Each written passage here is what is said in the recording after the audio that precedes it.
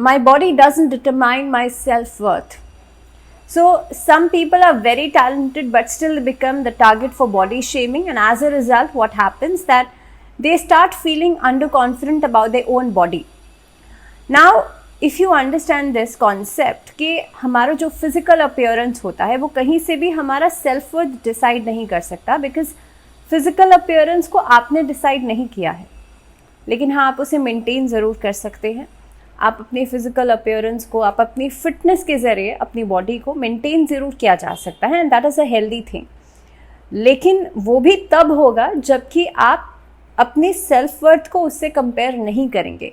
कई लोग होते हैं जो कि बहुत टैलेंटेड होते हैं, लेकिन उसके बावजूद भी जो बॉडी शेमिंग किया जाता है तो they start feeling under confident, और जब आप अंडर कॉन्फिडेंट होते हैं तो आप अपनी अंदर की क्वालिटीज़ के ऊपर भी काम नहीं कर पाते हैं। जो आपके टैलेंट होता है उसको भी आप कहीं ना कहीं पे उभार नहीं पाते हैं। सो ऐसे कई सारे लोग हैं जिनको ये समस्याएं, जिनको ये प्रॉब्लम्स आती हैं, and this affirmation really works like a magic. So you should start affirming this. और मुझे लगता है नॉर्मली भी आपको ये अफर्मेशन ज़रूर प्रैक्टिस करना चाहिए, बिकॉज सेल्फ वर्थ जो है वो कहीं से भी डिसाइड नहीं की जा सकती आपकी फ़िज़िकल अपीयरेंस से। So I think you all should practice it. Now a very warm welcome, स्वागत है, मैं हूँ Bhavna Sharma. This is the 8th video for monthly series. Now we are talking about Scorpios, यानी कि वृश्चिक राशि वाले लोगों के लिए कैसा रहेगा ये पूरा महीना। सबसे पहले आपका चार्ट जो है उसको देख लेते हैं। स्कॉर्पियोज के लिए जो मई के महीने का चार्ट है, यानी कि द मंथ ऑफ मई, आप लोगों के लिए गुरु जो है वो सप्तम भाव में आ गए हैं। इसके अलावा केतु जो है वो एकादश भाव में, यानी कि एलिवेशन के हाउस में है। वहीं पर शनि जो है वो 4th हाउस में है। बुध राहु मंगल का कंजंक्ट है 5th हाउस में। वहीं पर शुक्र सूर्य का कंजंक्ट है 6th हाउस में। नाउ अब ये जो चार्ट है इसको अगर मैं समझूं तो सबसे पहले आपका कार्यक्षेत्र देख लेते हैं। इस महीने में 3-4 बड़े ट्रांजिट्स जो हैं वो होने वाले हैं। इस महीने में जो गुरु हैं वो तो 1 मई को ही ट्रांजिट कर रहे हैं। 1 मई को ट्रांजिट कर जाएंगे वृषभ में, उसके बाद अस्त हो जाएंगे 3 मई को, फिर 3 जून को जाकर फिर से उदय होंगे। इसके अलावा 14 मई को एक ट्रांजिट होगा जो कि सूर्य का रहेगा। 19 मई को बुध का ट्रांजिट हो जाएगा। सूर्य और शुक्र, सूर्य का होगा 14 मई को और शुक्र का होगा 19 मई को, और सूर्य शुक्र दोनों ही कंजंक्शन में हैं यहाँ पर 6th हाउस में, जो कि दोनों मूव करेंगे 6th to 7th। नाउ बुध का ट्रांजिट हो रहा है 10th मई को, और बुध जो है ये कंजंक्शन को छोड़ करके 5th से 6th में मूव कर जाएंगे ऑन 10th मई। और 10th मई को जो मूव करेंगे तो एक बुधादित्य योग का निर्माण भी होगा, क्योंकि बुध सूर्य और शुक्र का कंजंक्शन हो जाएगा बिफोर द ट्रांजिट ऑफ सूर्य। सो ये कुछ प्लानिटरी पोजीशंस इस महीने में रहने वाली हैं। अब सबसे पहले आपका कार्यक्षेत्र अगर मैं देखूं तो 10th हाउस के लॉर्ड जो कि सूर्य हैं, ये बैठे हैं 6th हाउस में शुक्र के साथ। अब इस महीने के अंदर क्योंकि ख़ास तौर पे सूर्य जो हैं वो अच्छी अवस्था में बैठे हैं, और महीने की शुरुआत में आपके लिए चांसेस हैं कि किसी भी तरीके का जो प्रमोशन है वो आपको मिल सकता है। या लंबे समय से जो लोग प्रमोशन की उम्मीद लगाए बैठे थे उन लोगों के लिए समय अच्छा दिखाई दे रहा है। सरकारी पक्ष से आप लोगों को फ़ायदा हो सकता है, या काफ़ी हद तक जो लोग सरकारी नौकरी पाने के लिए कोशिश कर रहे थे उनके लिए इस तरफ की संभावनाएं ज़्यादा बनती हैं। 6ठे भाव के स्वामी मंगल जो हैं वो राहु के साथ, बुध के साथ 5म भाव में रहेंगे। इससे थोड़ा सा उतार चढ़ाव की स्थिति भी बनेगी। इससे थोड़ा सा आपके जो विरोधी हैं वो एक्टिवेट हो जाएंगे, और ख़ास तौर पे आपको विरोधियों की तरफ से थोड़ा सा सावधान रहने की ज़रूरत है, स्पेशली दोज पीपल जो बिना वजह आपके काम के बीच में इंटरफेयर करने की कोशिश कर रहे हैं। आप सलाह मशवरा सबसे कीजिएगा, बट बी वेरी श्योर कि आप करें वही जो आपको सही लगता है। इस अवधि में जो छोटे पद पे काम कर रहे लोग हैं उन लोगों के लिए सीनियर से एक मदद तो मिलेगी, आपको एक सपोर्ट सिस्टम तो मिलेगा, लेकिन कहीं ना कहीं पे आपके ऊपर थोड़ा सा वर्क प्रेशर इस अवधि में बढ़ सकता है।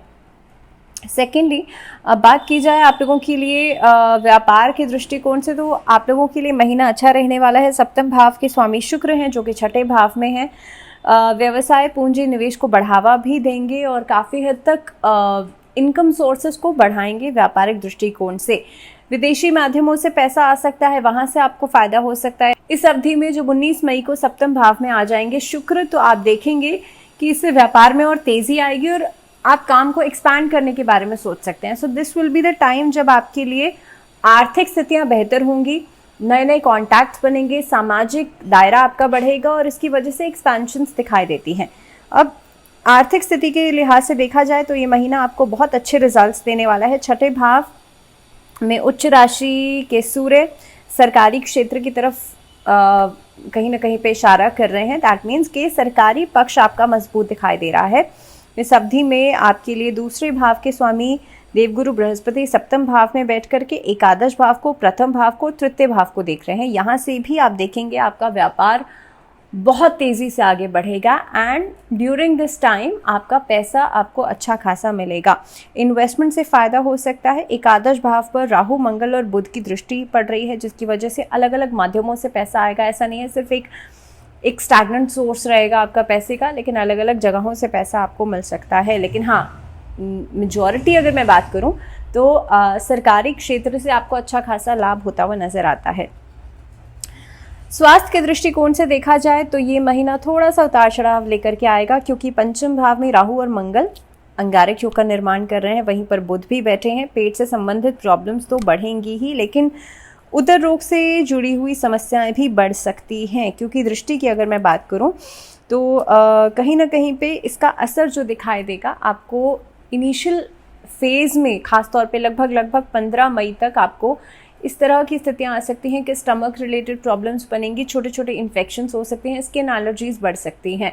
बुध जब ट्रांजिट कर जाएंगे उसके बाद परिस्थितियों में थोड़ा सा बेहतरी आप लोगों को दिखेगी। हालांकि देवगुरु बृहस्पति प्रथम भाव पर भी दृष्टि डाल रहे हैं, तो बहुत लंबे समय तक के लिए कोई बीमारी नहीं रहेगी। ऐसा नहीं होगा कि लॉन्ग लास्टिंग रहे। तो स्वास्थ्य के मामले में उतार चढ़ाव ज़रूर रहेंगे, लेकिन लॉन्ग लास्टिंग कुछ नहीं होगा। छोटे छोटे इन्फेक्शंस, छोटी छोटी प्रॉब्लम्स आएंगी और जाएंगी, तो वायरल इन्फेक्शन से थोड़ा सा बच के चलिएगा। और इस अवधि में कोशिश ये कीजिएगा, क्योंकि राहु मंगल अंगारक योग का निर्माण भी कर रहा है, घर में जो छोटे बच्चे हैं उनका ज़रूर ध्यान रखिएगा। चोट आदि लगने से बचाइएगा, हेड इंजरीज से बच्चों को बचाइएगा। और ख़ास तौर पे इस अवधि के अंदर कोशिश ये कीजिएगा जो बच्चे स्टूडेंट हैं, पढ़ाई कर रहे हैं, उन लोगों के लिए मानसिक तनाव थोड़ा सा कम रखिएगा। रिलेशनशिप्स की बात की जाए, खासतौर पे वैवाहिक जीवन के लिहाज से अगर मैं बात की करूं तो ये समय आपके लिए अनुकूल दिखाई दे रहा है। देवगुरु बृहस्पति इस अवधि में सप्तम भाव में ही रहने वाले हैं और ये महीना आप लोगों के लिए बहुत हद तक खुशहाली लेकर के आएगा। महीने की शुरुआत में सप्तम भाव के स्वामी शुक्र जो हैं वो छठे भाव में सूर्य के साथ रहेंगे, जिसकी वजह से अलग अलग चीज़ें जो हैं आपके पार्टनर्स के साथ आपको खास तौर पे शेयर करने का मौका मिलेगा, चाहे वो पर्सनल लेवल पर हो चाहे वो प्रोफेशनल लेवल पर। 19 मई को शुक्र भी अपनी खुद की राशि में सप्तम भाव में आ जाएंगे, जिसकी वजह से आप देखेंगे आप लोगों के बीच में रोमांस बढ़ेगा, लव फैक्टर बढ़ सकता है। और कहीं ना कहीं पे क्योंकि शुक्र और बृहस्पति दोनों ही सप्तम भाव में रहेंगे, हालांकि बृहस्पति जो है वो अस्त रहेंगे, लेकिन कुल मिलाकर के रिलेशनशिप में कंपैटिबिलिटी नज़र आती है।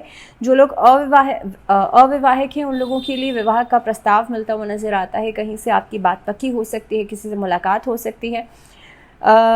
लव रिलेशनशिप्स के लिए भी ये समय अच्छा रहेगा, क्योंकि नए रिश्तों की शुरुआत होती हुई नज़र आती है। पारिवारिक जीवन की अगर हम बात करें तो सबसे पहले तो ये महीना आप लोगों के लिए थोड़ा सा व्यस्तता को बढ़ाएगा। कुछ ऐसे मामले जो कि बहुत सीरियसनेस की तरफ इशारा कर रहे हैं, सीरियस डिसीजंस की तरफ इशारा कर रहे हैं, ऐसी मुद्दों पर जो घर में सीनियर्स हैं उनकी राय बहुत इंपॉर्टेंट रहेगी। इस अवधि के अंदर जो सीनियर्स हैं या लगभग अबव 60 जो लोग हैं उन लोगों के लिए अपनी फिटनेस के ऊपर ध्यान देना बहुत ज़्यादा ज़रूरी रहेगा। और ख़ास तौर पे ये महीना अगर मैं पारिवारिक जीवन के लिहाज से बात करूं तो आपके बीच में एक तरह की कंपैटिबिलिटी हर रिश्ते में नज़र आती है, आपस में एकजुटता बढ़ती हुई नज़र आती है। दूसरे भाव के स्वामी देवगुरु बृहस्पति सप्तम भाव में रहेंगे, तो पारिवारिक तौर पर अगर देखा जाए तो व्यवसाय बढ़ता हुआ नज़र आता है। अगर फैमिली से जुड़ा हुआ कोई काम है तो कुटुंब में भी लोगों के बीच में समानता जो है वो रहेगी। घर में किसी को नई खुशी मिल सकती है, कोई गुड न्यूज़ आ सकती है, संतान की तरफ से कोई अच्छी खबर मिल सकती है। तो कुल मिलाकर के ये जो पूरा महीना रहेगा वो पारिवारिक दृष्टिकोण से बहुत अच्छा रहने वाला है।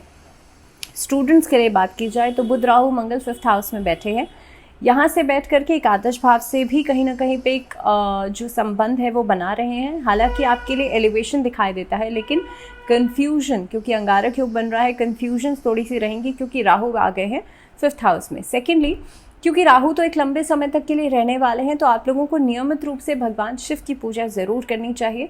दूसरी बात यह है कि इस अवधि के अंदर चोट आदि लगने से खुद को बचाइएगा, कंफ्यूज्ड होने से बचाइएगा। मेक श्योर कि आप शॉर्ट टर्म डिसीजंस लेने से बचें। कि ऐसा नहीं हो कि अभी आपने सोच लिया, बाद में फिर उसे चेंज करें, आप बाद में फिर उसे कुछ और डिसीजन लिया, ऐसा नहीं होना चाहिए। You should be consistent about what you are doing and especially just be very sure about your own decisions. एक डिसीजन के ऊपर स्टिक रहने की कोशिश कीजिएगा। इस महीने के अंदर आप लोगों को शनिवार के दिन राहु से जुड़ा हुआ डोनेशन, राहु से जुड़ा हुआ दान करना चाहिए। भगवान सूर्य नारायण की उपासना ज़रूर करनी चाहिए। कोशिश कीजिएगा आदित्य हृदय स्तोत्र का पाठ डेली नहीं भी कर सकें तो एटलीस्ट संडे के दिन तो ज़रूर कीजिएगा। भगवान गणेश के मंदिर में जाकर के गणेश चालीसा का पाठ आपको ज़रूर करना है। इससे भी आपके जो रुके हुए काम हैं वो फिर से होना शुरू होंगे, आपके व्यवसाय में आपको फ़ायदा होगा। तो कुल मिलाकर के वृश्चिक राशि वाले लोगों के लिए समय जो है वो स्टेबल दिखाई दे रहा है, लेकिन कुछ छोटी छोटी चीज़ें हैं जिनका आप लोगों को ध्यान रखना है। इसी के साथ इस वीडियो में फ़िलहाल इतना ही। दीजिए इजाज़त, लेकिन जुड़े रहिए चैनल के साथ। नमस्कार।